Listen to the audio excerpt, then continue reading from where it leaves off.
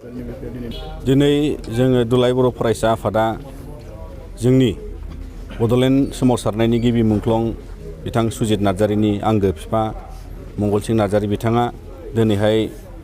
मैया मोनायाव बिथाङा रुंसारि जादों आरो दिनै जों बेखौ बिथांखौ जोबथा बिदाय होनो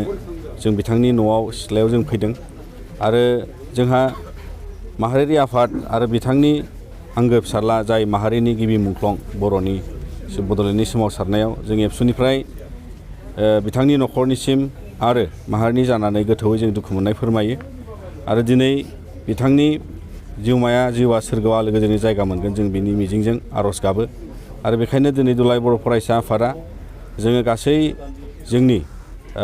जेरावबो आसाम नाङै जोंनि मावख'आव जों गासै दख'रा दालाइसा जेरावबो जिल्ला बिथांनि मुङै जोङो मोनसे आलारि बाथि सावनायजों लोगोसे कन्डलेन्स हाबाफारि जोङो मोनसे लादों आरो बेखौ जों बयखौबो फालिनो थाखाय खावलायदों आरो बिथांनो मान बावनो थाखाय जों खावलायदों मानोना दिनै बिथाङा जोंनि सासे आंगो बिफा महरै आरो जों बयनिबो दिनैहाय मोनसे बिदिन्थि महरै